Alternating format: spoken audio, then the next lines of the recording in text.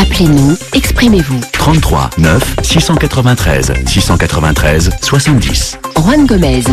Bienvenue si vous nous rejoignez, c'est la deuxième partie d'Appel sur l'actualité. Durant les 20 prochaines minutes, vous allez pouvoir, comme tous les vendredis, commenter l'actualité de votre choix. C'est la libre antenne, 20 minutes pour revenir sur les principaux événements de ces derniers jours, les événements qui vous ont marqué. C'est l'occasion également de nous sensibiliser à des sujets dont on ne parle pas suffisamment selon vous. Vous êtes très nombreux d'ailleurs à souhaiter revenir sur notre débat d'hier concernant le processus de réconciliation au Togo. Finalement, dans un premier temps, il n'y avait pas eu beaucoup d'appels en début d'émission et puis au fur et à mesure que l'émission se déroulait, vous avez été nombreux à nous contacter. Nous vous redonnerons bien évidemment la parole dans un instant, mais nous allons d'abord commencer sur un sujet qui suscite toujours autant de réactions au standard, le recensement de la population en Mauritanie.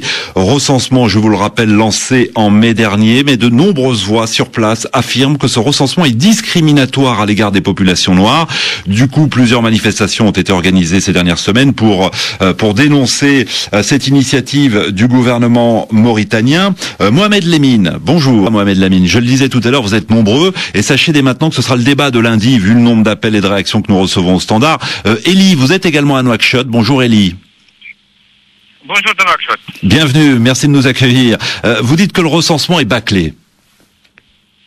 Oui, j'ai dit que cette opération, qui est une opération très délicate, a été bâclée parce que le gouvernement, sous les ordres du général Aziz, en voulant faire des économies qui en fait ne sont que des économies de bout de chandelle, a installé le pays dans la crise, a créé une fracture intercommunautaire et a fait couler le sang.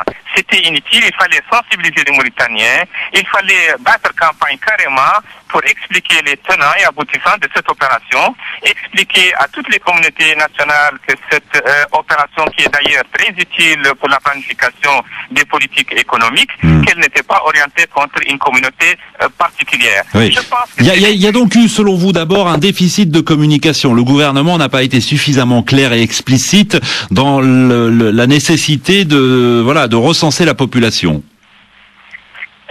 Oui, ceux qui ont mené cette opération, c'est des amateurs. Ils savent que c'est un sujet sensible, que les gens sont très réceptifs.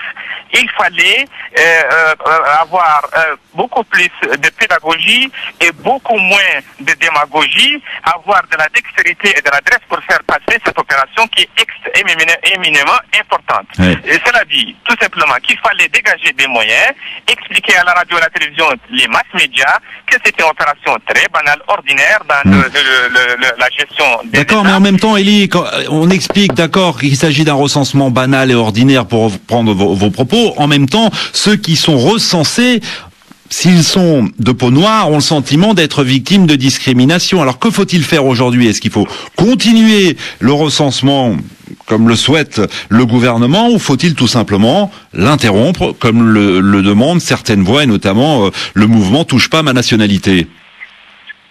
Non, il faut tout simplement le suspendre, le reprendre sur des bases plus saines, oui. Plus claires, plus ouvertes. Il faut le précéder d'une campagne d'explication, rassurer les gens, mettre les gens en confiance et que les communautés vivent en intelligence. Bien, c'est ça qui va nous... Oui, c'est ça qui va justement ressouder la cohésion nationale, puisqu'on voit bien que ce recensement, pour l'instant, met à mal cette cohésion nationale en Mauritanie. Nous aurons l'occasion de revenir sur ce sujet. Lundi, nous allons en débattre ensemble. Vous pouvez d'ailleurs dès maintenant vous inscrire pour le